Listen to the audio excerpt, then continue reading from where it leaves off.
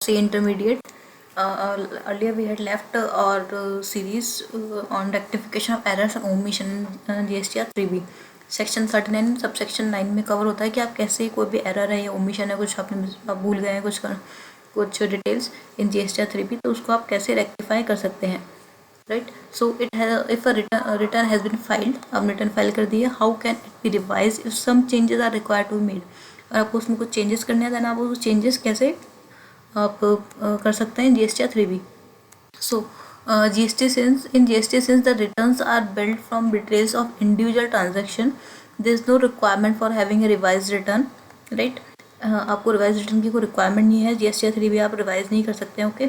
Any need to revise a return may arise due to the need to change a set of invoices or debit or credit notes. अगर आपके invoice में कोई change हुआ है, आपके debit या credit note में change हुआ है, तभी आपका राइट आपको रिटर्न में चेंजेस की रिक्वायरमेंट आती है.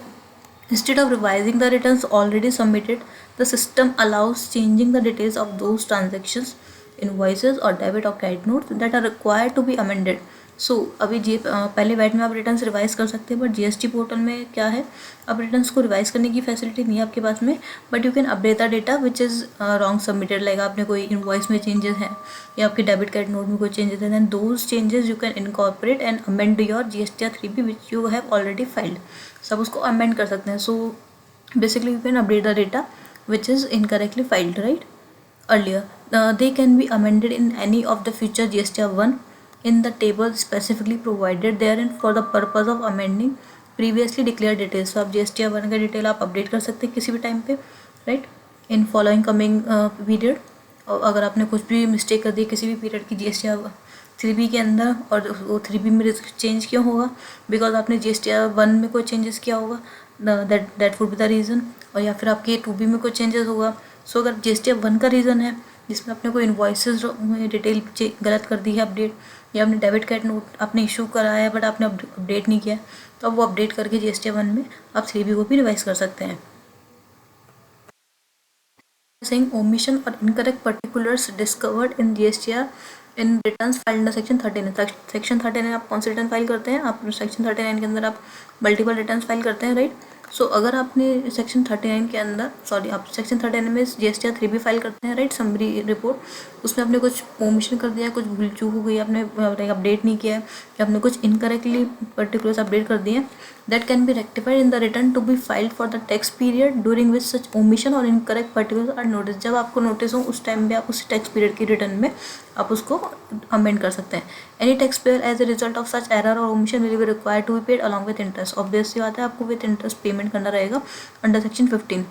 इसका एक्सेप्शन क्या है, it is important to note that section 39 subsection 9 related to rectification does not permit rectification of error or omission discovered on account of scrutiny, audit, inspection or enforcement activities by the tax authorities.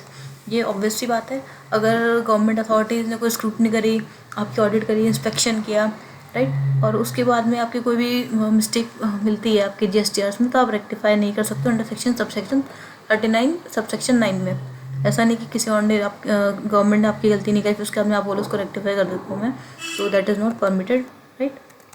Next है आपका, hence taxpayers may not be able to pass on the ITC to the receiver in respect of tax payments made by him in pursuance of any of the aforementioned situations. So इस case में क्या हो गया, आपको tax का payment भी करना रहेगा और आप उसको रिपोर्ट भी नहीं कर पाओगे, और उससे जो आपने जो टैक्स पे किया उसका इनपुट भी नहीं मिल पाएगा सामने वाली पार्टी को जिसका आपने शो नहीं जिसकी भी आपने लाइक इनकरेक्ट डिटेल्स अपडेट करी है या वट और ओमिशन हो गया है, whatever the thing is. So ये सब केसेस हैं. अगर आपके इन सब केसेस में कोई भी ओमिशन या इनकरेक्ट स्टेटमेंट मिला है आपका, तो उसका आपने जो टैक्स पेमेंट किया है उसका इनपुट भी सामने वाली पार्टी को नहीं मिलेगा, राइट. नेक्स्ट है टाइम लिमिट. सो टाइम लिमिट क्या है, जब आप रेक्टिफिकेशन कर सकते हैं. ऐसा तो नहीं है किसी भी टैक्स पीरियड में आपने 3 साल बाद में आपने देखा कि भाई मेरी मिस्टेक है तो आप उस टाइम पे अपडेट कर देंगे. No, there is specific time limit which is given in the act. So आपको फॉलो करने रहेगी. वो टाइम लिमिट क्या है हम देख रहे हैं. The time limit for making rectification, the maximum time limit within which the rectification of errors omission is permissible is earlier of the following. आपको इन दोनों में से पहले करना है. कब, 30th day of November following the end of the financial year to which such details pertain.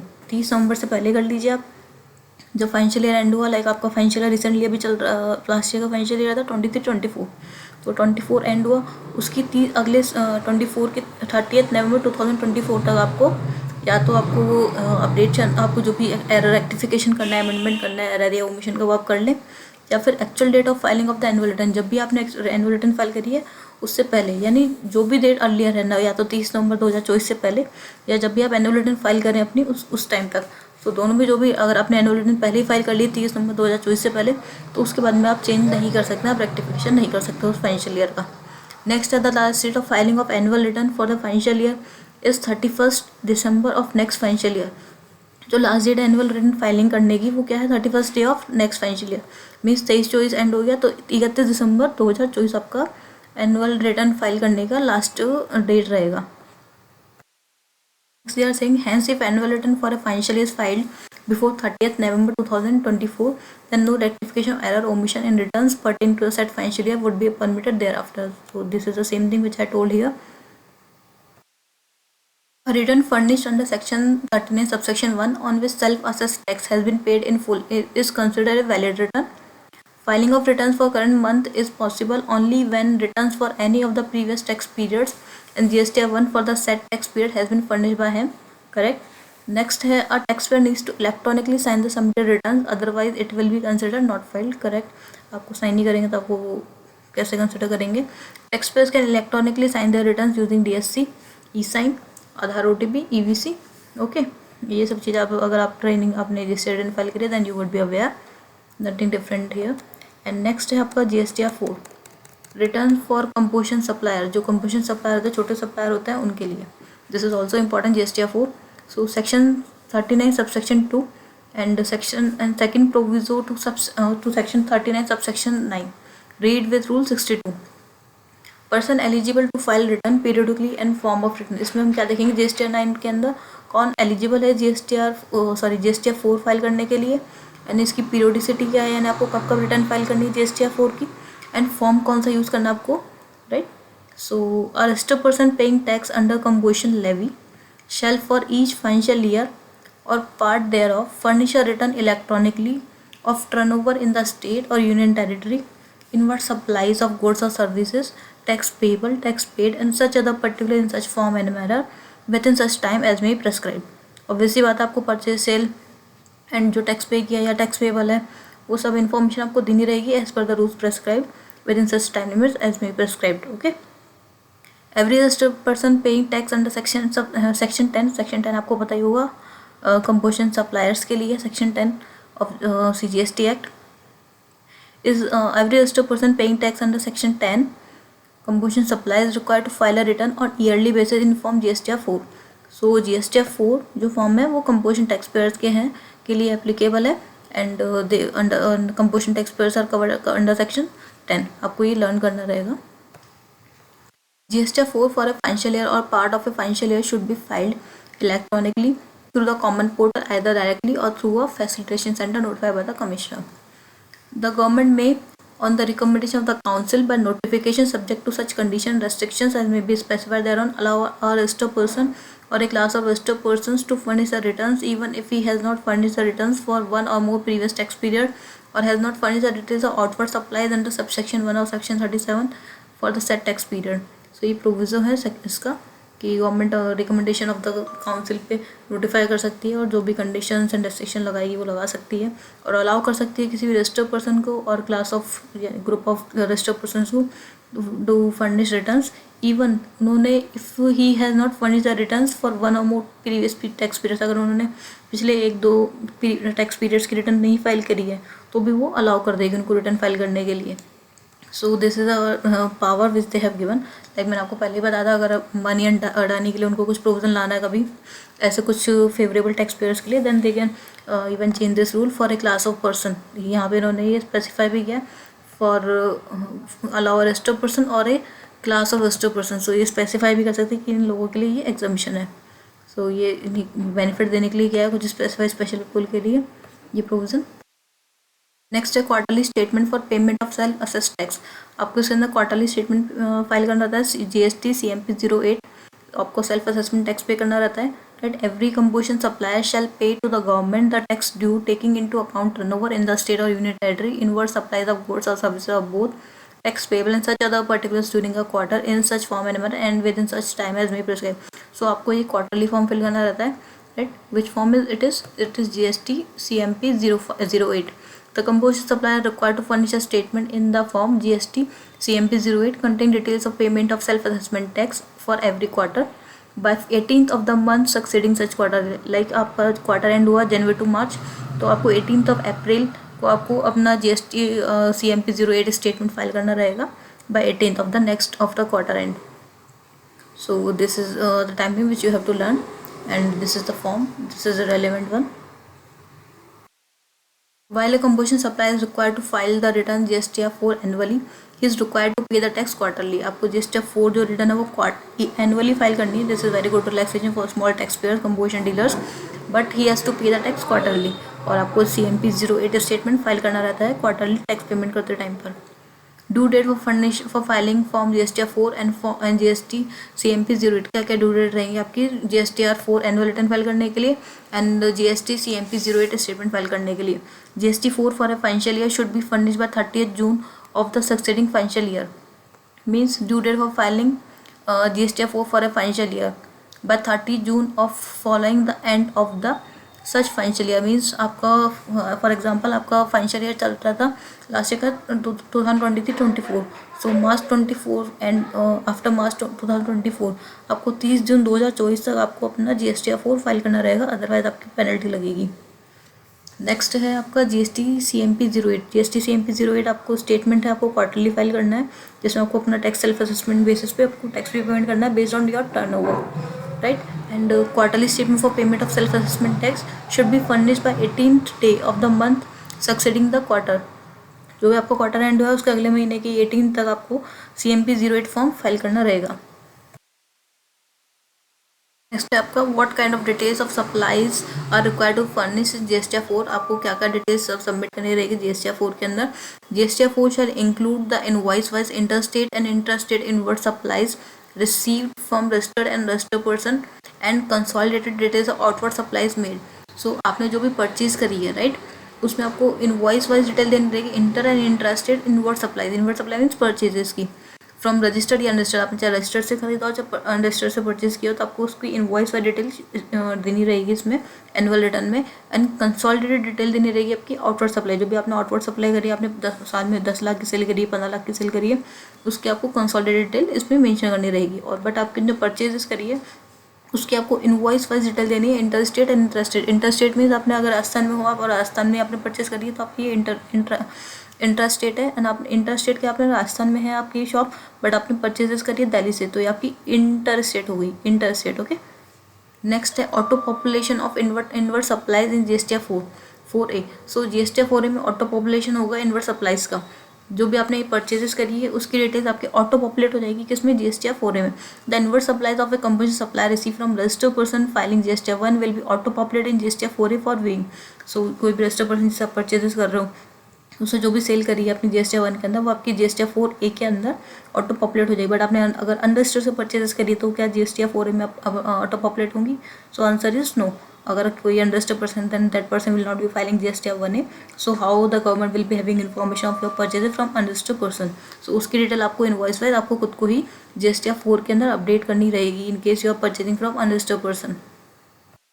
Next है consolidated details of outward supplies. Composition taxpayers are neither entitled for any ITC nor entitled to pass on any ITC to its customers.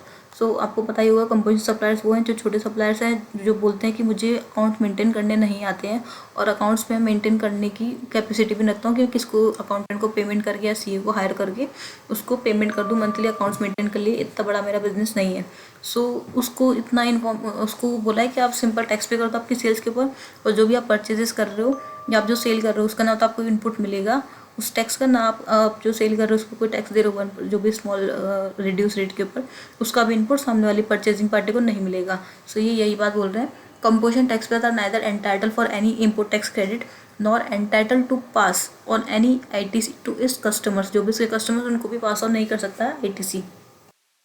Therefore, composition taxpayers are required to provide consolidated details of outward supplies in GST 4. इसलिए वो बोलते हैं simple आपने cell बता दो total कितनी consolidated detail of outward supplies in GST 4 table 6 and not invoice wise details, इसलिए वो इनवॉइस वाइज डिटेल नहीं मांगते हैं क्योंकि उनकी सेल है.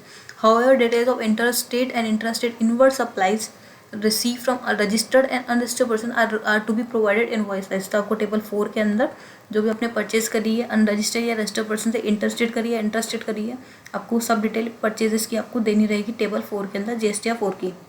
नेक्स्ट है tax liability. Since composition suppliers are not eligible to take ITC, they discharge their tax liability only by debiting electronic cash ledger. आपकी कोई अगर इनपुट टैक्स रेट होती ही नहीं है आपकी तो इलेक्ट्रॉनिक क्रेडिट लेजर होगा ही नहीं आपका. सो आपका डेबिट क्या होगा इलेक्ट्रॉनिक कैश लेजर. आपको कैश लेजर के अंदर डिपॉजिट कराना रहेगा टैक्स अमाउंट जो भी आपका बनता है क्वार्टरली सेल्स के ऊपर, और आपका जब आप टैक्स का पेमेंट करेंगे तो आपका इलेक्ट्रॉनिक कैश लेजर ही आपका डेबिट होगा. GST CMP 08 आप नील भी GST 08 फाइल कर सकते हैं. रूल 67A के अंदर बताया गया filing of GST CMP 08 is mandatory for all tax payers who have opted to pay tax under composition scheme if there is no business activity in any particular tax year for such tax period. A nil CMP 08 is required to be filed. अगर आपने कुछ business नहीं किया और आप composition dealer हैं तो आपको क्वार्टरली CMP 08 स्टेटमेंट फाइल करना ही रहेगा इवन इफ इट इज नील. आपकी कोई टैक्स लायबिलिटी नहीं है तो भी. A nil GST CMP 08 does not have any entry in any of its table. कोई भी एंट्री नहीं रहेगी ऑब्वियस बात है. For example a nil GST CMP 08 for a taxpayer cannot be filed if the taxpayer has made any outward supplies or has received any supplies which are taxable under reverse charge. सो अगर आपने कोई भी outward supply करी तो आपको tax payment करना ही रहेगा obvious बात है. It will not be nil. और आपने कोई ऐसी सप्लाईज करी है which are liable to reverse charge, like आपने कोई एडवोकेट से परचेज करी है या जो लिस्ट मेंशन है रिवर्स चार्ज की उनमें से किसी भी आपने कोई सर्विस ली है या तो आपको उस केस के अंदर आपको रिवर्स चार्ज में टैक्स पे करना है. That is why you can't file GST CMP 08. A nil GST CMP 08 can be filed through SMS. तो आप SMS से फाइल कर सकते हैं using registered mobile number of the tax payer. A nil GST CMP 08 submitted through SMS is verified by registered mobile number based on OTP facility. Broad contents of GST 4 जो GST 4 में आपके broad contents हैं these are mentioned here. So basic details and other details क्या रहेंगी आपकी. GST number रहेगा आपका जो सेम आपका GST 3B के अंदर रहता है. Same details will be here. Legal name and trade name, TDS TCS credit receive जो भी आपकी TDS है TCS क्रेडिट रिसीव हुई है वो आएगी इसमें टेबल 7 के अंदर. Tax interest late fees payable and paid, जो भी टैक्स पे किया आपने इंटरेस्ट पे किया लेट फीस पे करी है या आपने या पेबल है वो सब डिटेल आपको इसमें शो होगी GST 4 के अंदर. And refund claim from electronic cash laser, आपने इलेक्ट्रॉनिक कैश में ज़्यादा डिपॉजिट कर दिया गलती से तो उसमें आपने कुछ अगर आपने रिफंड क्लेम किया है तो वो भी आपको टेबल 9 के अंदर शो होगा. ये सब बेसिक डिटेल्स हैं. Next details regarding inward and outward supplies. This is important. Invoice wise details, this is also important. Invoice wise in details regarding inward and outward supplies. Invoice wise details of all inward supplies inter या interested registered from registered या unregistered person including reverse charge supplies and import of services. अब like आपने जो भी जैसे हम discuss किया था को इनवॉइस वाइज डिटेल आपको देनी रहेगी राइट GST 4 के अंदर of all the inward supplies from interstate या इंट्रास्टेट रजिस्टर्ड पर्सन या अनरजिस्टर्ड पर्सन इंक्लूडिंग कोई भी रिवर्स चार्ज आपने रिवर्स चार्ज पेबल है आपका अगर तो उसकी डिटेल आपको इनवॉइस देनी रहेगी. लाइक आपने कोई सर्विस ली है किसी भी पार्टी से which is falling under reverse charge provisions so आपको उसकी डिटेल भी देनी रहेगी. एंड अगर आपने इंपोर्ट ऑफ सर्विसेज की है तो उसकी भी आपको डिटेल यहाँ पे देनी रहेगी invoice wise. And summary of self assessed liability as per GST CMP 08 जो भी आपने स्टेटमेंट फाइल करें क्वार्टरली GST CMP 08 सो उसकी डिटेल भी यहाँ पे आपको समरी देनी रहेगी. Net of advances credit and debit notes or any other adjustment due to amendments etcetera ये सब डिटेल आपको टेबल 5 में दिखेगी. Tax rate wise detail of outward supplies inward supplies attracting reverse charge net of advances credit debit notes or any other adjustment due to amendments etcetera. Consolidated details of outward supplies table 6 के अंदर दिखेगी आपको. जो भी आपके outward supplies है वो tax rate wise रहेगी आपकी. आपने समझ लीजिए जो भी आपकी रेट एप्लीकेबल है कंपोजिशन टैक्स पेयर्स की भी अलग अलग रेट्स हैं तो उस रेट के अकॉर्डिंग आपको आउटवर्ड सप्लाईज की डिटेल देनी रहेगी. और कोई भी ऐसी इनवर्ड सप्लाईज हैं जिस जो अट्रैक्ट करती है रिवर्स चार्ज को राइट वो सब डिटेल आपको कंसोलिडेटेड यहाँ पे देनी है आउटवर्ड सप्लाईज की टेबल 6 के अंदर. Statements return for the period prior to opting for composition scheme. अपने कंपोजिशन स्कीम आप कभी भी ऑप्ट कर सकते हैं ईयर में राइट. उससे जब आपने कंपोजिशन स्कीम ऑप्ट की उससे पहले कि आप कौन सी रिटर्न फाइल करनी है कौन सा स्टेटमेंट फाइल करना है So that thing we are discussing here. If a registered person opts to pay tax under composition scheme from the beginning of the financial year, he will be required to furnish the statements returns detailing to the period prior to paying tax under composition scheme till due date of furnishing the return for the month of September of the succeeding financial year or furnishing of annual return of the preceding financial year whichever is earlier. Sir आपने composition tax payment के लिए आपने discuss कर लिया, आपने opt कर लिया है, तो आपको कब तक कंपोजिशन रिटर्न फाइल करनी रहेगी? till the due date of furnishing the return for the month of September of the succeeding financial year. Means आपका फाइनेंशियल ईयर 2023 जो चल रहा है, 23 एंड हो गया, उसके बाद में आपको 30 सितंबर 2024 तक आपको रिटर्न फाइल करनी रहेगी. And furnishing of annual return of the preceding financial year, आपने या फिर आपने जब भी आपने एनुअल रिटर्न फाइल करी आपकी प्रीसीडिंग फाइनेंशियल ईयर की जो भी अर्लियर है, right. The composition supplier will not be eligible to avail ITC on receipt of invoice or debit notes from suppliers for the period prior to their opting to pay tax under composition scheme. Obviously यहाँ तो आपको कोई भी ITC नहीं मिलेगी आपकी जो भी परचेजेज है इनवर्ड सप्लाईज. तो जो भी आपके प्रायर पीरियड की आपकी रिटर्न्स हैं आपको मेक श्योर करना है, आपको earlier of the following date से पहले ही आपको फाइल करना है. लाइक अगर आप पहले रेगुलर में थे और आपने ऑप्ट किया है आपने composition scheme like from January, तो आप जो रिटर्न्स हैं उसकी कब तक फाइल कर सकते हैं? रेगुलर रिटर्न्स जब आप एनुअल रिटर्न फाइल करें अपने प्रीसीडिंग फाइनेंशियल ईयर का उससे पहले, या फिर जो ड्यू डेट है furnishing of return for the month of September, means अगला जो सितंबर आएगा फाइनेंशियल ईयर एंड होने के बाद में नेक्स्ट फाइनेंशियल ईयर में उसकी सितंबर मंथ तक अपनी जो पुरानी रिटर्न्स हैं वो फाइल कर सकते हैं, राइट, रेगुलर बेसिस पे इंस्टेड ऑफ कंपोजिशन. अब ये रिवर्स केस है GSTF for the period prior to exiting from composition scheme. अब आप चाहते हो कंपोजिशन स्कीम नहीं लेना, आप बड़े टैक्स पेयर बड़े बिजनेसमैन बन चुके हैं जिनका टर्नओवर कंपोजिशन स्कीम लिमिट जो है कंपोजिशन स्कीम में आने की जो टर्नओवर लिमिट है उससे एक्सीड हो गया है, तो आपको कंपोजिशन स्कीम से एग्जिट करना रहेगा या आप खुद से करना चाहते हो, आप रेगुलर टैक्स पेयर बनना चाहते हो, तो उस केस में आप GSTF कब तक फाइल कर सकते हो?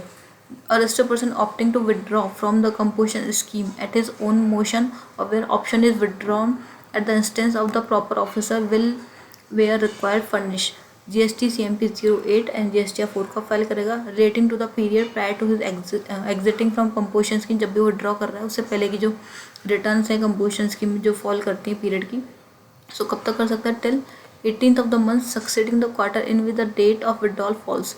मीन्स जो क्वार्टर एंड हुआ, राइट, उसके अंदर आपने जब विड्रॉल किया आपने लाइक समझ लीजिए आपने फोर्थ क्वार्टर में 2023-24 के फोर्थ क्वार्टर जनवरी टू मार्च 2024 के बीच में आपने विड्रॉ कर लिया कंपोजिशन स्कीम से, या फिर प्रॉपर ऑफिसर ने कहा you are not eligible for composition scheme because of exceeding the turnover limit, so आपको विड्रॉ करना रहेगा GSTF सर, आपको रेगुलर में आना रहेगा.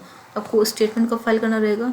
मंथ जैसे आपका क्वार्टर एंड होगा उस क्वार्टर एंड से ऑब्वियस जो सेम डेट है आपको 18 तक नेक्स्ट मंथ की क्वार्टर एंड से नेक्स्ट मंथ की जो 18 डेट है तब तक आपको CMP रेट फाइल करना रहेगा और आपका टैक्स का पेमेंट करना रहेगा अंडर कंपोजिशन स्कीम. और नेक्स्ट आपको GSTF कब फाइल करनी रहेगी? 30 April following the end of the financial year during which such withdrawal falls. Means अपने फाइनेंशियल ईयर एंड हो गया आपका, तो आपको फाइनेंशियल एंड होते ही आपको 30 अप्रैल 2024 को आपको GSTF फाइल करनी रहेगी, राइट. सो डेट 30 जून से आपकी 30 अप्रैल हो जाएगी उस केस में, और आपने विड्रॉ कर लिया कंपोजिशन स्कीम से. Sorry they are saying here that ये 30 अप्रैल की डेट आपकी क्या रहेगी? 30 जून की रहेगी. 30 जून की रहेगी. अमेंडमेंट आ चुका है फाइनेंशियल ईयर 2024-25 ऑनवर्ड से. सो 24-25 यानी इस करंट ईयर से आपका क्या जो 2024-25 चल रहा है उसकी आपकी डेट रहेगी 30 जून 2024, पर जो प्रीवियस ईयर है उसके लिए 30 अप्रैल ही रहेगी आपकी. लाइक आपका 23-24 के लिए क्या रहेगा? ये 30 अप्रैल 2024, बट आपका फाइनेंशियल ईयर जो भी करंट चल रहा है 2024-25 उसके लिए रहेगी 30 जून 2025. As stated earlier, due date for filing form GSTF shall be 30th June following the end of such financial year from financial year 2024-25 onwards. So this is important, आपको date याद रखनी है. This is important amendment. यहाँ पे बोल रहे हैं as per section 29 sub section 2 section 29 में प्रॉपर ऑफिसर को उन्होंने पावर दिया है, और proper officer is empower to cancel the registration of A taxable person if. अगर क्या प्रॉपर ऑफिसर सेक्शन 29 के अंदर क्या पावर एम्पावर एक्सरसाइज कर सकता है?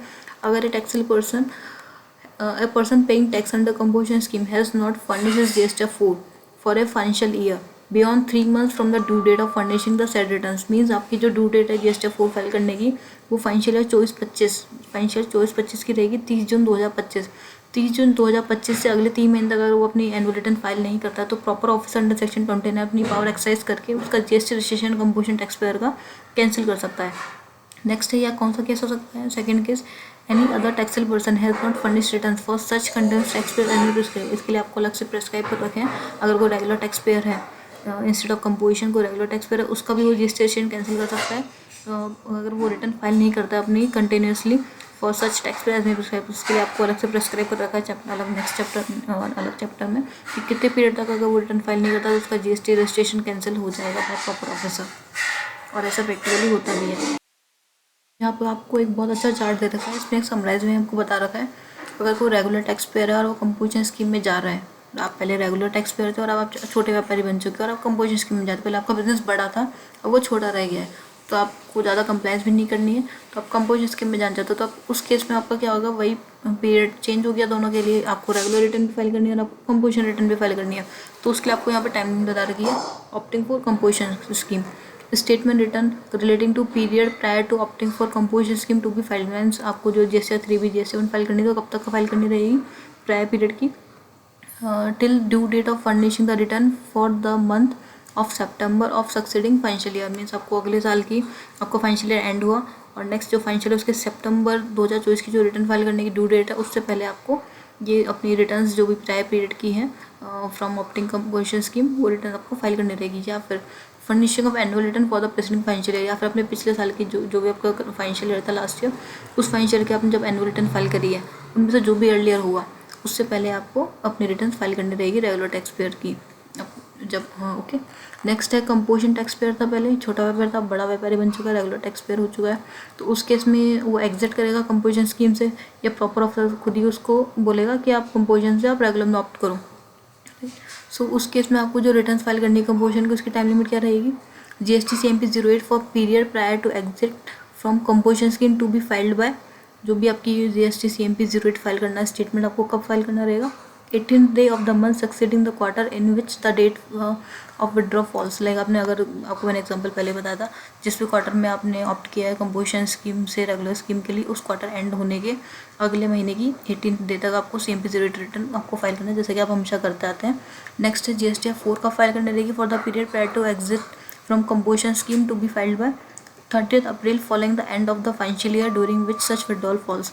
जब जिस भी फाइनेंशियल ईयर के अंदर आपने विड्रॉल किया है उसके एंड होने के अगले महीने की 30 तारीख अगले साल की 30 तारीख तक आपको GST 4 फाइल करनी रहेगी। बट ये डेट 30 अप्रैल चेंज हो चुकी है फॉर फ्रॉम फाइनेंशियल ईयर 2024-25। सो आपको अगर आपको केस स्टडी आती है उसमें फाइनेंशियल ईयर आपको कंसिडर करना रहेगा कौन सा फाइनेंशियल ईयर आपको दिया है 23-24 दिया है तो आपकी 30 अप्रैल ही रहने वाली है डेट। और अगर आपको फाइनेंशियल ईयर 24-25 दिया तो आपकी ड्यू डेट क्या रहेगी 30 जून 2025। नेक्स्ट है आपका GST 5 return for non resident taxable person. So GST 5 किसकी जाती है, NRTP की। हमने आपको पहले बताया था GST 5 जाएगी NRTP के, नॉन रेसिडेंट टैक्सेबल पर्सन जो यहाँ कभी रहता नहीं है बट वो टैक्सेबल है। Section 39 subsection 5 read with rule 63 NRTP are those suppliers who do not have a business establishment in India, जिनका कोई बिजनेस एस्टेब्लिशमेंट इंडिया में नहीं है and have come for a short period to make supplies in India. और कोई short visit पर India में आया और सप्लाईज कर दी उन्होंने, right? They would normally import their products into India and make local supplies. The concept of NRTP has been discussed in detail in chapter 9 registration this model of the study material। आप chapter 9 में देखेंगे registration chapter जब हम read करेंगे we can discuss in detail the NRTP concept। NRTP की जो GST 5 जाती है वो कैसे जाएगी, मंथली जाएगी। और registered NRTP is not required to file the statement of outer supplies and returns which are otherwise applicable for a normal taxpayer। जैसे नॉर्मल टैक्स पेयर को अपना statement of outward supplies file करना रहता है, right, तो same उस तरीके से इनको फाइल नहीं करना रहेगा। In place of the same a simplified monthly tax return has been prescribed in form GST 5 for NRTP for every calendar month or part thereof the details or part thereof. Like आप ऐसा नहीं कि month and पे ही आप file कर सकते हो और आपका पार्ट मंथ भी एंड हुआ है और नॉन रेसिडेंट है तो आप रिटर्न फाइल कर सकते हो, बिकॉज ज़रूरी तो नहीं है कि वो उस मंथ तक रुके या फिर उन्होंने कुछ एक दिन के लिए सप्लाई करी और वो दे आर रिटर्निंग। सो उस केस में ऐसा तो नहीं कि आपको मंथ एंड के लिए वेट करना रहेगा। Government is allowing them to file return even in mid of the month any time. The details of outward supplies and inward supplies of a non-resident taxable are incorporated in GSTR 5. Right, तो आपको simply अपना एक simplified monthly tax return file करना रहेगा GSTR 5 का NRTP के case में, और ये रिटर्न मंथली जाएगी. And last date of filing return, जो GSTR 5 की जो लास्ट डेट है, GSTR 5 should be furnished within 30 days after the end of the calendar month. Means आपका मंथ एंड हुआ, उसके अगले महीने की 13 तारीख तक आपको GSTR फाइल 5 करनी है, और within 7 days after the last date of validity period of the registration whichever is earlier. Like आपने जो NRTP का रजिस्ट्रेशन लिया है वो आपने आपके लिए सिर्फ 5 days के लिए वैलिड है, तो आपको विद इन 7 days फाइल करनी रहेगी. जो भी आपको लास्ट डेट रहेगा रजिस्ट्रेशन का, उससे उसकी वैलिडिटी से विद इन 7 days आपको फाइल करना रहेगा. या फिर आपको जो 13 अगर वैलिडिटी आपकी ज़्यादा टाइम के लिए है, तो आपको मंथ एंड हुआ, जैसे आपका कैलेंडर मंथ एंड हुआ, उसके अगले महीने की 13 तारीख तक आपको GSTR 5 फाइल करनी है. ओके, जो भी अर्लियर रहेगा. नेक्स्ट है payment of interest, penalty, fees और एनी अदर अमाउंट पेबल.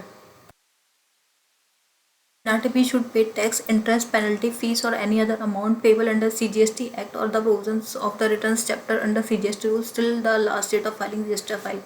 जो भी आपकी लास्ट डेट रहेगी तब तक आपको पेमेंट करना रहेगा, जैसा कि सब भी करते हैं व्हेन फाइलिंग रिटर्न. उसके उस टाइम पर उनको इंटरेस्ट, पेनल्टी, लेट फीस जो भी एप्लीकेबल है, they have to file the same along with GST return. As per Rule 63, GSTR 5 needs to be furnished within 20 days after the end of the tax period or within 7 days after the last day of the validity period of registration whichever is earlier. So Rule 63 है जो GSTR 5 को govern करता है. सो यहाँ पे हमने देखा 13 days लिखा हुआ था, right. So now this is 20 days as per rule. So you don't need to consider 13 days, you have to consider 20 days after the end of the tax period. Means आपका जब भी आपका एंड हो रहा है, लाइक आपका जब भी मंथ एंड हो रहा है, उसके 20 अगले महीने की 20 तारीख तक आपको GSTR फाइल करनी रहेगी.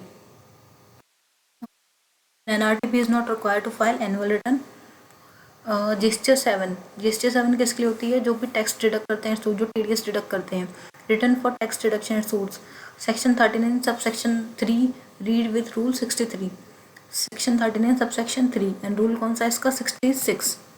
So normally whenever taxable goods or services both are supplied to a central state government department, establishment or local authority or government agencies, recipient is required to deduct tax at source under section 51 where the total value of supplies exceeds 2,50,000. So important provision है. GSTR 7 कब applicable होती है? Like अगर आप कोई भी supplies करते हो, किसको करते हो? किसी भी गवर्नमेंट अथॉरिटी को, सेंट्रल गवर्नमेंट हो, स्टेट गवर्नमेंट हो, या सेंट्रल का कोई डिपार्टमेंट हो, स्टेट गवर्नमेंट का कोई डिपार्टमेंट हो, या एस्टेब्लिशमेंट हो उनका, या कोई लोकल अथॉरिटी या नगर निगम टाइप्स है, और कोई भी गवर्नमेंट एजेंसी है, राइट. तो उस केस में जो भी गवर्नमेंट के डिपार्टमेंट्स होते हैं, सो जो रेसिपिएंट में जो गवर्नमेंट है, उनको क्या करना, गवर्नमेंट के ऑफिसर्स हैं, गवर्नमेंट के जो फाइनेंशियल एडवाइजर्स होते हैं, जो भी डिपार्टमेंट देखता है अकाउंट्स का, दे विल डिटेक्ट TDS ऐसा तो नहीं है सभी सप्लायर्स का डिटेक्ट कर लेंगे, सभी कॉन्ट्रैक्टर्स का डिटेक्ट करेंगे, नहीं.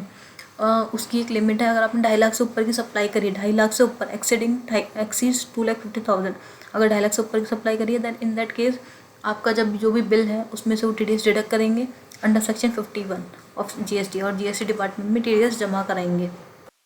अब ये GSTR 7 क्या जाती है? ये GSTR 7 मंथली रिटर्न है. Deduction furnish monthly return in GSTR 7. Last date कब होती है GSTR 7 फाइल करने की? Should be furnished on or before 10th of the month succeeding the calendar month in which tax has been deducted. So जिस भी calendar month में आपने tax deduct कराया, उसके अगले महीने की 10 तारीख तक आपको GSTR 7 फाइल करनी रहती है. जैसे अगर आप नगर निगम का अगर ऑडिट करते हैं या आप अकाउंट्स देखते हैं उनका, रजिस्ट्रेशन फाइल करते हैं, तो वो लोग TDS डिडक्ट करते हैं. जितने भी उनके कॉन्ट्रैक्टर्स होते हैं जो सप्लाई करते हैं उनको, या जिनको टेंडर अवार्ड करते हैं, उन सबको TDS डिडक्ट करके और GSTR 7 फाइल करते हैं. TDS details available to deduct on common portal. जो डिडक्ट कौन होगा? जिसका TDS गवर्नमेंट ने काटा है, गवर्नमेंट ऑफिशियल ने, अकाउंटेंट ने काटा है, तो उसका जो TDS है वो काटा है, तो जमा भी कराया होगा गवर्नमेंट ने, और जमा कराया होगा तो उसकी जो भी उसका GST नंबर है, उस GST नंबर में जमा कराया होगा, और तब जो TDS डिडक्ट हुआ है वो उसके कॉमन पोर्टल पे उसको शो करेगा. वही बात ये बोल रहे हैं. The details of TDS furnished by the deductor in GSTR 7 shall be made available electronically to each of the deductees on the common portal after filing of form GSTR 7. जब वो डिटेल फाइल करेगा तभी obviously बात है common portal पे show हुआ recipient जिसका deductee है उसको. The supplier can take this amount as credit in his electronic cash ledger after validation and use the same for payment of tax or any other liability. So this is important thing. यहाँ पे बता रहे हैं जो भी आपका TDS कटा है वो कहाँ पे जाएगा, इलेक्ट्रॉनिक कैश लेजर में जाएगा instead of electronic credit ledger. So this is good thing, अगर कैश लेजर में है तो आप उसको किसी भी यूज़ में ले सकते हो, right, for settlement of any liability. Next है TDS certificate. A TDS certificate is required to be issued by deductor. The person who is deducting TDS inform GST 7 to the deductees. The supplier from whose payment TDS is deducted within 5 days of crediting the amount to the government. It contains the detail pertaining to value on which tax has been deducted, rate of deduction, amount of tax deducted at source, and amount paid to the government. So ये certificate issue होता है GST 7A के अंदर by the government to the deductee.